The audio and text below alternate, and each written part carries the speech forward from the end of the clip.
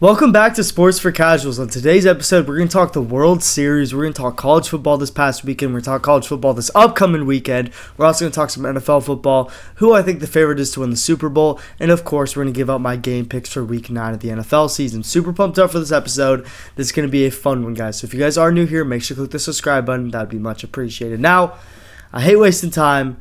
Last week's episode, we did pretty good on our predictions, man. I said some predictions about the college football weekend. I think we went 4 for 3, and then NFL we went 1 and 2. We didn't give out too many picks last week because I didn't love last week. Last week was a weird week, and it was a bunch of blowouts. You guys saw there's only, one score game the whole weekend, Jets, Bengals. So not the best week. Not the best week for football. I mean, if we're being honest with you, the college games are great, and we are going to go over that a little. But first, we're going to talk World Series, guys. The World Series has been crazy. I'm filming this on Tuesday night, of course, because I always film on Tuesday night. So I'm looking at this, and the World Series tied 2-2. Who would have thought? A lot of people said the Dodgers are going to sweep, and the Dodgers are not sweeping. The Blue Jays are putting up a good fight, and now they are going to get the series back to Toronto, which is huge for them, guys. They get it back to Toronto, which means if they can steal game 5 in LA, they will have 2 chances at home of winning a game to win the World Series. So, with all that going on, Shohei Ohtani. We're not going to bet against Shohei. If I had to give a prediction, I'm going to take the Dodgers here. I just can't bet against Shohei Ohtani, man. I just can't do it. He's been absolutely phenomenal. Didn't have his best day on the mound today. He let up, 3 runs, but it is what it is. You know, he's been absolutely raking at the plate, and they're just not going to pitch to him anymore. They're not going to pitch to him, so yeah, I mean, you just got to respect greatness. I think the Dodgers win, but we'll check in next week. By this time next week, the World Series will be decided. Unfortunately, it's not the Cubs, but it's been a heck of a series and a heck of MLB playoffs. I'm super pumped up to see who wins this weekend. It's going to be a very fun weekend. All right, got to go on to some football. I mean, I would talk basketball, but I'm going to give basketball a little weak. We're going to go into basketball heavily when we get into December, January, when football season's wrapping up. Basketball is going to be my thing. I'm telling you guys all through the summer, and then baseball. It's going to be awesome, guys. We're going to get into basketball a lot. We're going to have people on, but we're going to kind of for now it's football. Basketball's been starting. There's been some teams that have been surprised, like the Bulls and Magic. Magic have sucked. I'll tell you guys that right now. I'm super high on them, and they've definitely been disappointed. Anthony Edwards got hurt, which sucks. We've had a lot of high-scoring performances. Guys like Austin Reeves had a 50-burger. Tyrese Maxey has been going back-to-back 40 bombs. The guy's been hooping. Shea had double nickels, and the Thunder are undefeated right now. So you got to give credit where credit's due because it's been crazy. But got to talk football. That's our bread and butter here. We got to recap last week because last week, I mean, the matchups weren't even the craziest, but we had some crazy stuff going. Brian Kelly getting fired. LSU gets embarrassed by A&M, which A&M is legit. I picked against them, and never again. Marcel Reed is literally Lamar Jackson. I mean, the defense was absolutely phenomenal. Even though it felt like LSU was getting it going in the first half, they shut them out in the second half, and LSU's off defense could not stop that Marcel Reed offense. He made them look foolish, and Casey Concepcion is a damn beast, so definitely keep that guy in mind come draft time because that guy is a stud. And really for LSU, I mean, it just seemed like it just was never a fit. You know what I mean? Like when you look at LSU, you feel like they have that coach that's just for them. And Brian Kelly was faking Southern accents. He just didn't seem like he was the guy. I mean, it just never seemed like the SEC and him were like this. He's like a Midwest type of guy, you know? So I just never loved him in the spot. I feel like LSU was just not the place for him. And I'm excited to see what LSU gets. I mean, obviously Lane Kiffin, Mississippi, Louisiana right next to each other. People have rumored him there. But I don't know if Lane Kiffin's going to go there. I don't know where anyone's going to go, but this is going to be the best college coaching search we've had in a minute. 3 top 10 jobs, in my opinion. I think the Gators are a top 10 job, or top 15. They're up there. They're one of the best SEC jobs, definitely top 10. You have Penn State, which is arguably one of the best jobs, and then you have LSU, which is arguably one of the best SEC jobs. So you have all that. It's going to be an insane coaching search. Could be some crazy carousel stuff going on, but I'm excited, man. It's going to be a great offseason, but we got to enjoy what is going on. And let's talk about some games this weekend. Vanderbilt survived. Vanderbilt was outgained, I think time of possession, and had less red zone trips, but they win the game against Mizzou.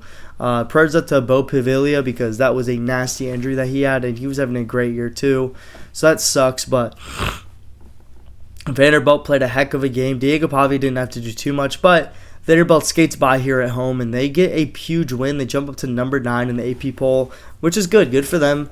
But they have some tough matchups coming up. They have some tough matchups, and Mizzou looks like they are going to be done for the year unless they go win out and the chips fall in their favor. But, they had their chances. They just could not convert in the red zone. They got stuffed, and Vanderbilt won. They made the plays that they needed to make, and they won the ball game. Now, Bama almost lost South Carolina. That was crazy. That was very crazy.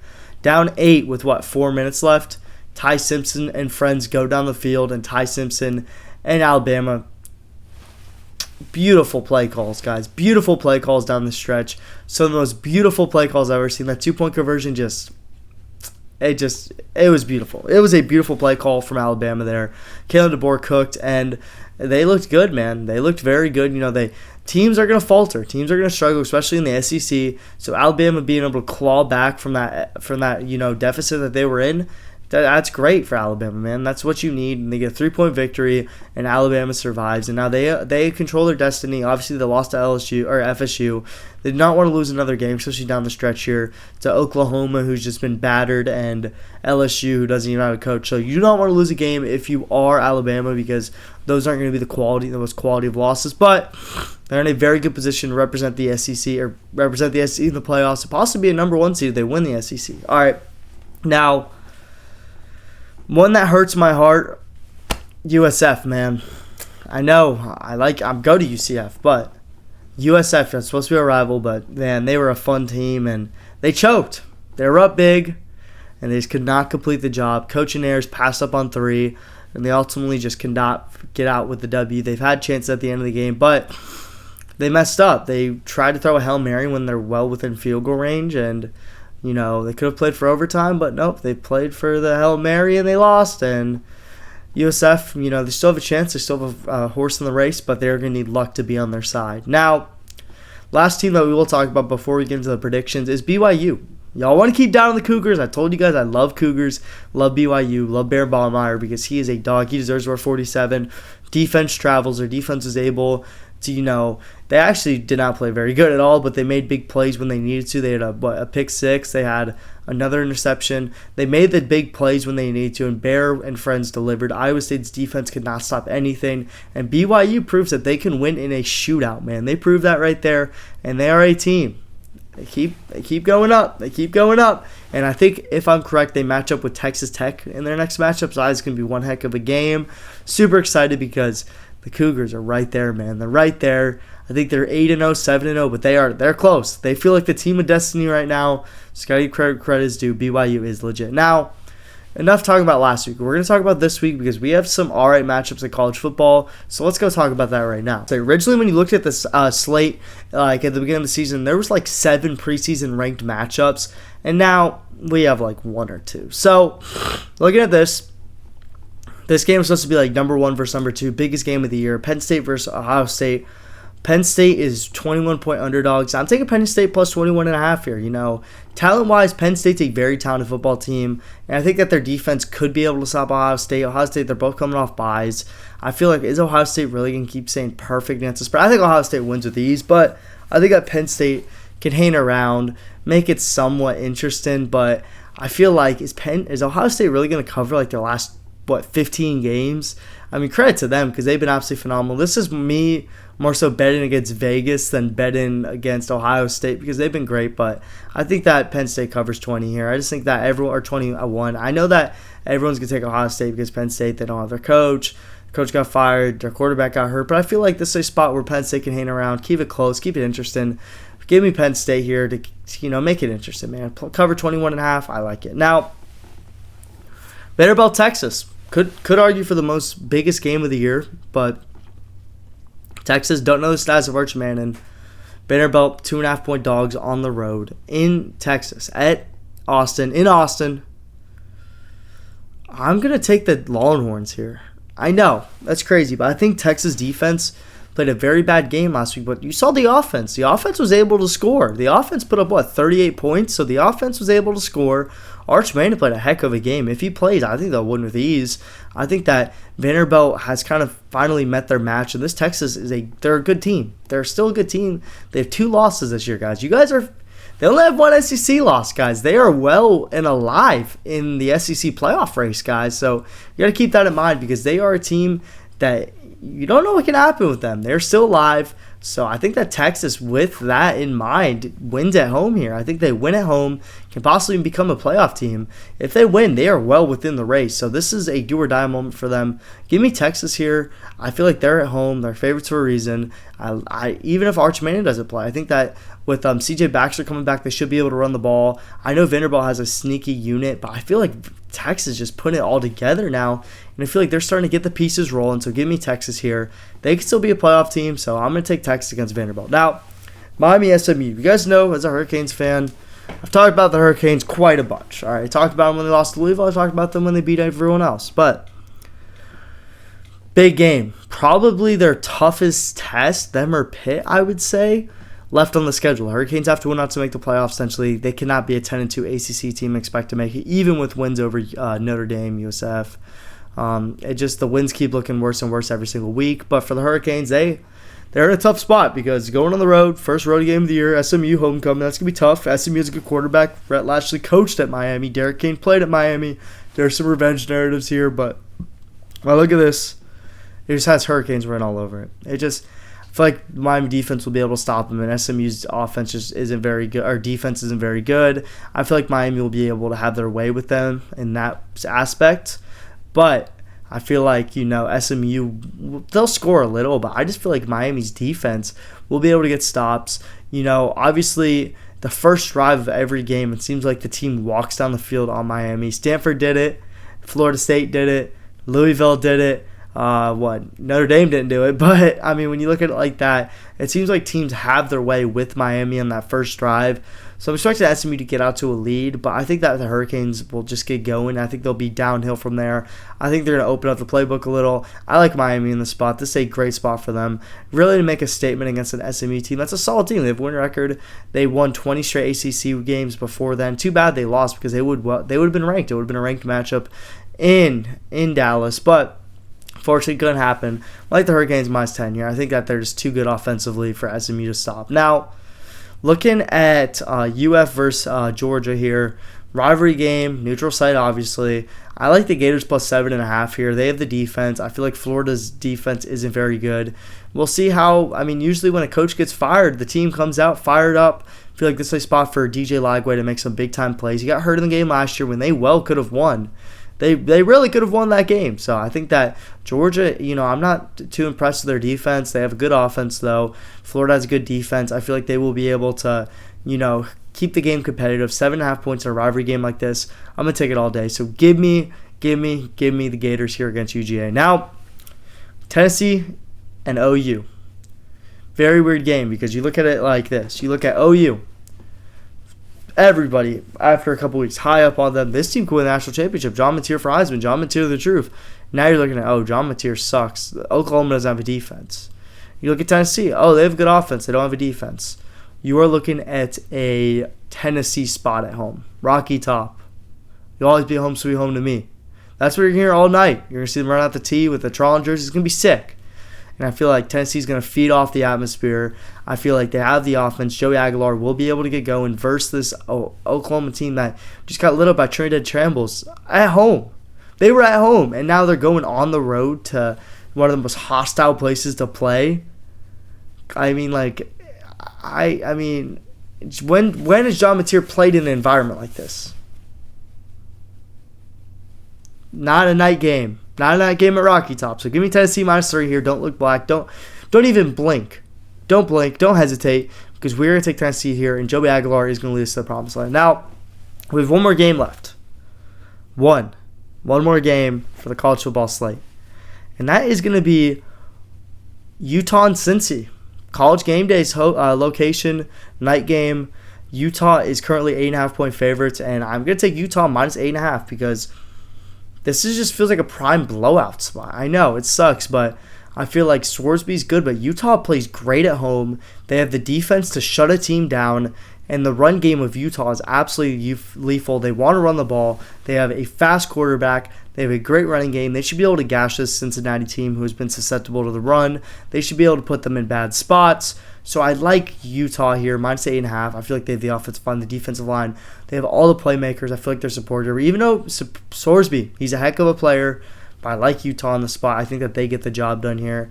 They look like a very good team. I know the loss to Texas Tech kind of sucks, but they were well within that game. Their defense stopped Texas Tech most of the game, but I'm going to take Utah here. Not going to blink again, and we are going to take them -8.5. Done talking college. We are going to talk some NFL here, guys. We're going to talk some NFL ball, and I'm going to tell you how I feel about this week. This week kind of sucked. I mean, Cam Scatterbo got hurt, which is like the life and soul of the Giants, guys. If you've watched the Giants recently, you guys would know the Giants have just been – they've been living. You know, they had Scatterbo and Dart. Dart feels like he got him hurt. It just looks like such a bad, like – it just kills me because that team had so many good vibes rolling.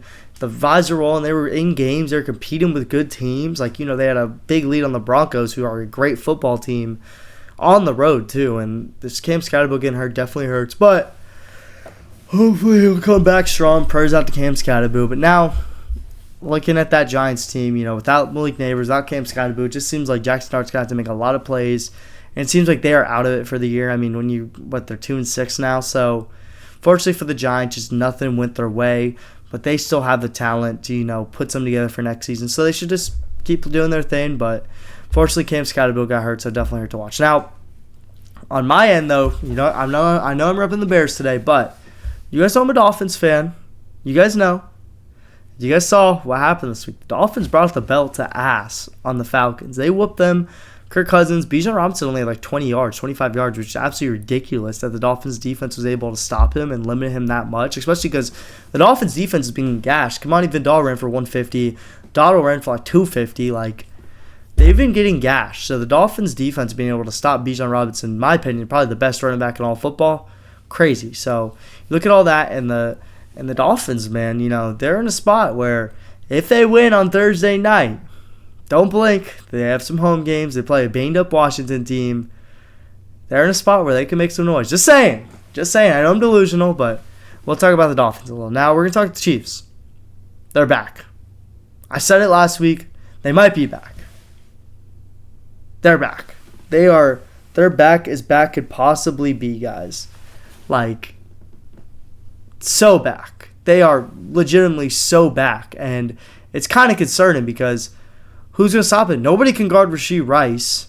Then you have Xavier Worthy, the speedster. You have Travis Kelce, who just sits in soft zones and just takes he's just one of those most intelligent football players ever because he's able to locate the zones and he's able to beat man. You have the running game, which Kareem Hunt, Rashad Smith's getting more involved. Rashad Smith is a playmaker. I've seen him from his time at SMU. That guy can ball. And if he gets more involved, he gives me Jamal Charles vibes, and that scares me. You have all that. The defense is coming together. Man, the Chiefs, they made a ton of mistakes, and they still dominated the course of the game. The Commanders, on the other hand, a year removed from making the NFC Championship, it's not looking good. It's looking downhill. They have a tough schedule. Injuries have been piling up. It's now starting to get to a point in the season where you're starting to think that the Commanders should sell and just try and build around Jay Daniels. You already know Jay Daniels, what he can do with a good supporting cast, but it just seems like unless Jay Daniels, who's been banged up all year long, I would not rush him back. I would just let the year play its hand and try and trade some of these old assets and try and get some picks. But Jay Daniels and them are in an interesting spot because of, you know, they gave up a lot of draft capital this offseason, so they're in a very interesting spot with the young quarterback. They went from one of the youngest rosters to one of the oldest, so they're in a very interesting position. Now, that's all I really got to talk about from last week. I mean, it was kind of a boring NFL week from that. I mean, there was a lot of blowouts. You know, Carson Wentz was done on Thursday night. Monday night, you know, obviously Chiefs Commanders. Packers, Aaron Rodgers lost to his old team. Jordan Love is just a baller. But we're going to get next week, and we're going to talk some games. And I'm going to try and get more depth here. You know, so I'm going to break down these matchups a little more. All right, Dolphins, Ravens.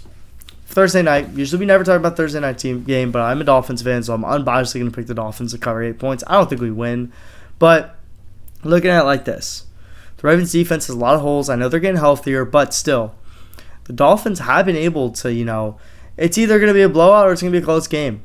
That's really it. We've seen in the past with the Dolphins, Ravens. The Dolphins beat them on Thursday night a couple years ago in Miami.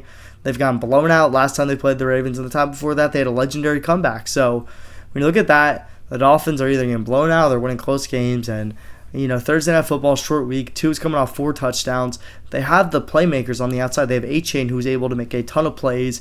Waddle, who will be unguardable. They have Malik Washington, very underrated player. If you don't know the name, you're going to know the name on Thursday night. He's going to get fed.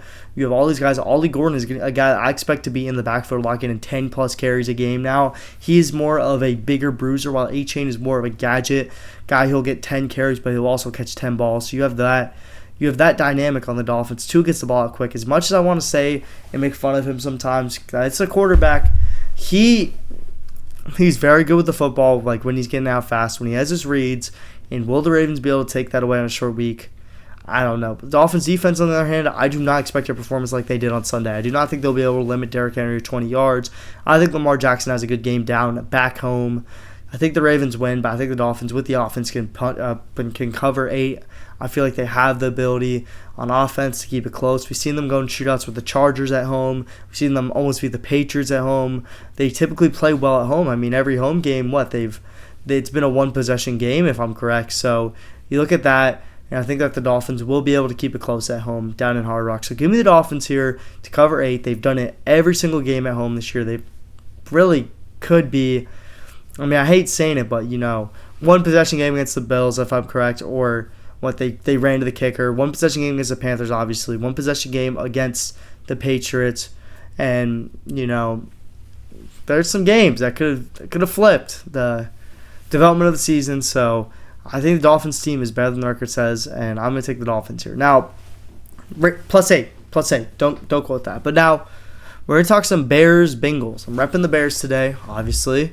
And I feel like the Bears are going to cover 2.5. The Bengals, they don't have a defense. And I feel like Ben Johnson will be able to exploit that. The Bears' defense will be able to get stops. I feel like, the outside does scare me with Jamar Chase and T. Higgins. I don't know if anyone on that team, Jalen Johnson being out definitely hurts, because if they had that guy, maybe he can compete with Jamar Chase. But Jamar Chase should be able to have his way. I just think that the Bears will be able to get after Flacco, create some turnovers, and I think the Bears' offense will not be stopped. Caleb Williams is a prime spot for him to show. When people are like, he's a bust. This is prime spot for him to be like, all right, think I'm a bust? Watch this and go out there and ball. I expect the Bears to get a win here. I think they cover 2.5. Now, Colts-Steelers. I was on the Steelers at first, but now I'm on the Colts -3. All right, let me explain. Steelers are at home, coming off back-to-back L's, tough. But now they're looking their division lead in the race or in the face. Who's coming to town? Indiana Jones. Daniel Jones and Jonathan Taylor, who's, in my opinion, the front runner for the MVP right now. What he's doing is ridiculous. He's having it better than Saquon Barkley had last year, in my opinion. So, look at that, and you're like, all right, Colts are the easy pick. I mean, I feel like I agree. The Steelers have been exploited on the ground. You guys seen it.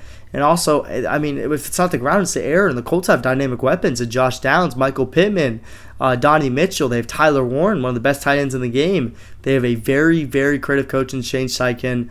The defense gets after it. They will be able to limit the Steelers' offense. I really do like the Colts here. I think they'll be able to hold the Steelers to a low total. I think they'll be able to score it well. Give me the Colts here, man. Give me the Colts -3. I'm not even going to think about it here. I love the Colts in this spot. They have so much talent on that roster that nobody talks about. It's really one of those spots where it's everything but a QB, and they got a QB that can play the system, play the role, and play very, very good. And look what's happening over there in Indianapolis. Now, 2 games left. Chiefs-Bills. Biggest game of the week, 425. The whole nation's going to watch it. Biggest game. You're looking at it like this. Josh Allen, Mahomes, in Buffalo. That plays a big role. Usually the Bills win this matchup. When they play in regular season, the Bills always win. The Chiefs usually really kind of, usually they start off slow, and they did this year. But the Bills usually start off on fire, and they have not been on fire, in my opinion. They've dropped games to the Falcons, and who else did they lose to? The Patriots. Chiefs are one of the best teams in the NFL. They're putting their rhythm together. Mahomes looks undeniably great.